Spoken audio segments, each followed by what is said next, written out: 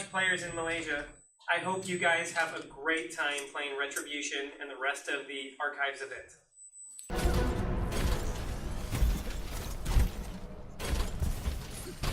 Everything that is in Retribution was designed specifically for Retribution for that game mode. And we put a lot of work into getting it to play the way that it does. We actually started work on the event last May. And we knew after last year's Uprising event, which is also still available in the Archives event that we're running, that we wanted to make a lot of changes, and we wanted it to play better than it did last year. So we've been working a lot on that technology, and some of the fruits of it are that when you play Retribution in All Heroes mode, there'll be variants in a lot of the fights, so it should play different every time you run through the mission. As far as the future goes, I'm not sure what we'll be doing with PvE in the future. It all kind of depends on what players want to see and how they react to the event. We always like to listen to and respond to the needs and the desires of the community. The assassin animation in that unit was done specifically for Retribution, and the entire group of people that you're fighting for, Talon, every one of those units is new, from the model to the textures, the sound, the art, the effects. Everything that we did for Retribution is completely new from scratch. It takes place in a new map, the Rialto map, and that map is actually going to be featured shortly after the launch of Retribution and the Overwatch, or the Archives event, sorry. It's going to be featured as a PvP map as well, and that's completely brand new. So everything there is new, and like the team has put their heart and souls into it over the last several months. So I think it's all going to it has amazing gameplay, and I think that players are really going to love it. I think that's an awesome idea to be able to do something like that. There's not anything, we don't have anything currently announced for another PvE game mode for us. We do have other ones throughout the year. The Halloween event that we have features the Junkenstein brawl, and that's another PvE thing, and I think it's a ton of fun. I hope players like it too. There's always the potential that we do something else in the future, but we don't have any plans right now. That's a great question, actually. We put a lot of time into tuning the difficulty level for Retribution, and we put a lot of time into it for Uprising last year as well.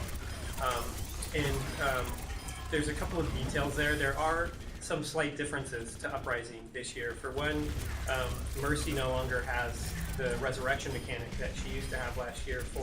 So for legendary players, that was a very big part of getting through the game. It was sort of your get out of jail free card when a player went down. So that's different. We have a different revive mechanic than we had last year as well. And all of those kind of add up to some small differences. I think that Retribution should have the same sort of challenge to people that Uprising did.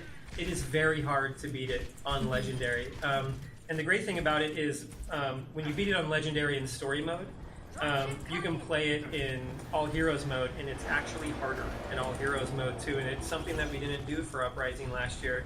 There's, each time you play it in All Heroes, it will have different encounters as you play through it. You have a much higher chance of getting some of the specials, like the assassins and the snipers and the heavy assaults, as you're moving your way through the mission. And so I would challenge players to not only beat it on story mode, but try to do it in All Heroes mode as well. Yeah, we try to do that in every one of the maps that we make, and all of the maps that are currently in the game, they do have a story behind it. The story might not always be tied to the objective. So in Hanamura, you mentioned specifically the first control point is around a bell, and the second one is in what we call the dojo at the end. And those are all part of a story, and they're part of a story that Hanzo and Genji are a part of, but you're not specifically trying to accomplish something in that map.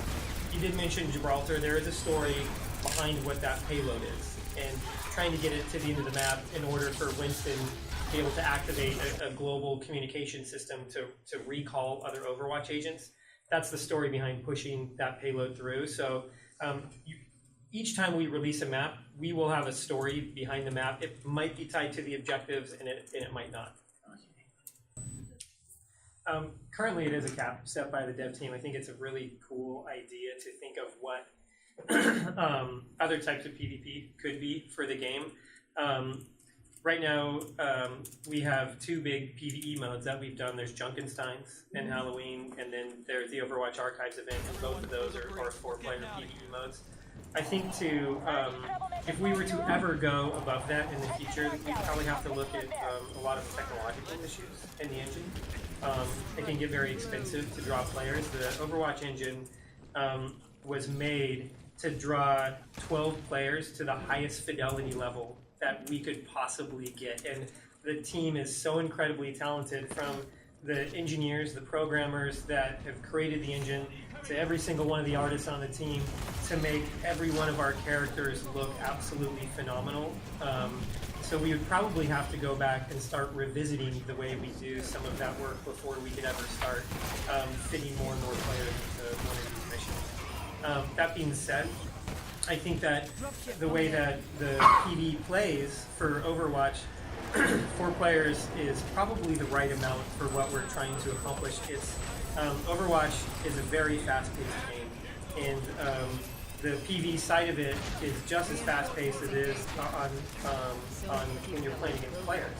And so you always want to have a team working together as much as possible, and you want to be able to read everything that's happening in the fight in front of you at an instant, if you can.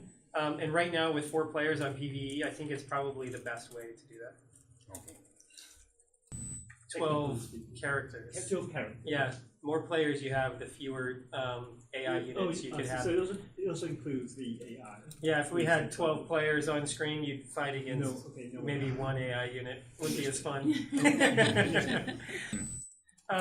Maybe it's that would definitely be a big challenge for us to do. I think something like that sounds really cool, but it's not something we're talking about right now.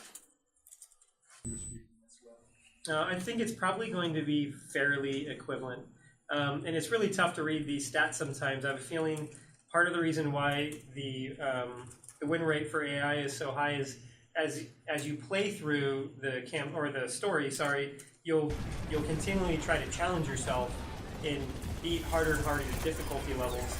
And sometimes it might take you 5, 10, or even more times before you can beat it on the hardest difficulty level, because you really need to become an expert in that actual game mode.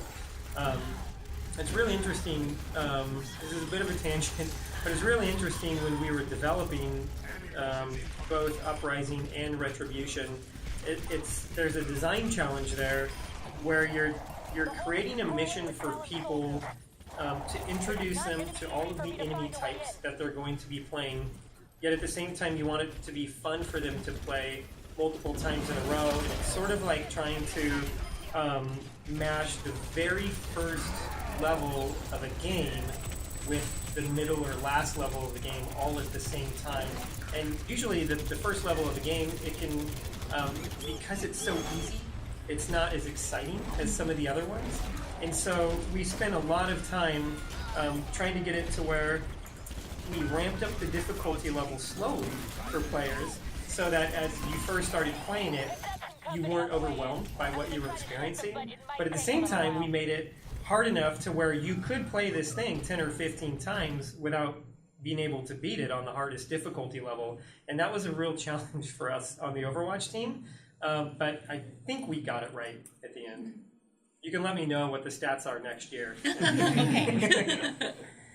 I think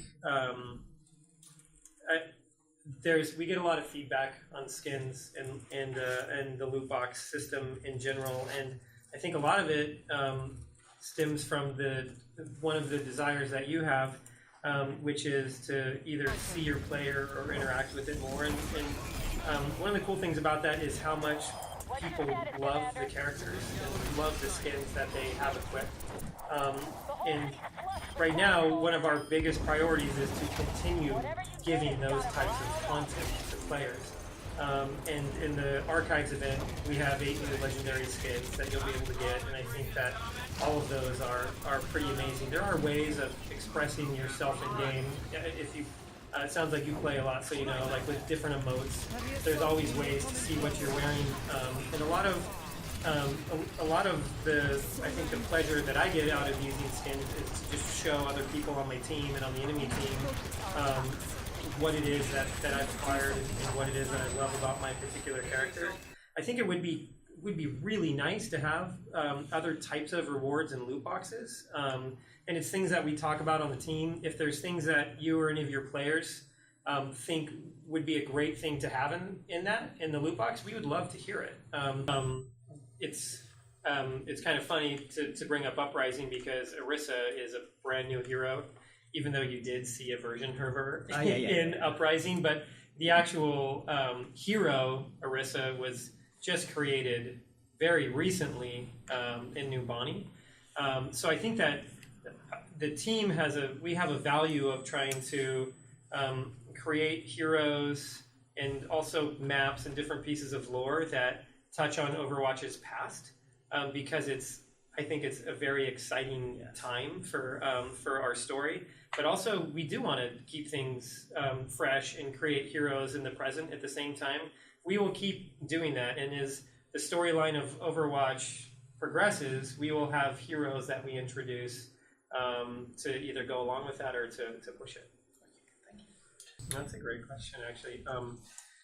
So May is someone that we've identified as needing a little bit of work, and if you have been following along recently, there's actually changes to May on the PTR right now. She's a really tricky character to get right. When you create games like this, you do have heroes that are easier and harder just from a game development side to get right. And May is definitely one of those for us. And one of the reasons why is when she becomes really powerful, she can also become very frustrating to play against because of her CC abilities. And so we're trying to find just the right balance between May feeling powerful, but not being really frustrating to play against all at the same time. And so that's probably why you see us making smaller changes to her, because the balance for a hero like this, I think, really is like a razor's edge to get it just right. And so I'm hoping that some of the changes that we have on the PTR are enough to push her into that area. If it's not, we will keep working on her. I hope that we've proven to the community that we will do that. Right before I came to this interview, I came from our design area where they were running a Symmetra playtest.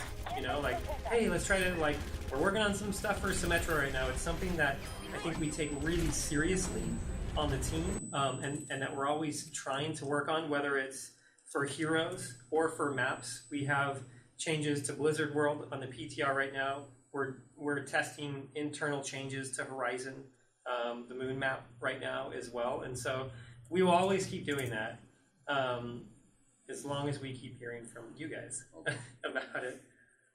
Yeah, it's a great question. And I think it's something that's really important to a lot of our players now, and not just what you might call a casual player, but it's also really important to competitive players right now too. And it's interesting on the development side, the feedback that we get, because you get it from the whole community, and there's parts of the community that think that we favor the competitive side too much, and then there's other parts of the community that think that all we do is balance for the casual side. And so there's definitely a tricky sort of balancing act that we have to do. But from the start of the game to now and into the future, we have always tried to make the game accessible to as broad of an audience as possible. And when I say that, I'm not trying to say that we try to make it as easy as possible so that the most people can play it. We want the most variety of play styles to be able to enjoy Overwatch. And so there are characters that we think are easier to play, and there are very high skill cap players, or heroes in there as well. When you look at the game as a whole, it is a multiplayer game, and multiplayer games are just going to be tuned more competitively than most games where you're just playing against AI, or most single player games. And the biggest factor is the team that you go up against and the other players that you go up against. But no, we do not have the desire to focus solely on the competitive side of the game. We are focusing on our entire audience all the time. Hey guys, if you like our content, do like and follow our page. Also, select See First to get the latest game news and updates. Don't forget to subscribe to our YouTube channel and select on the notify button to get notified to our latest gameplay trailers. Don't miss out!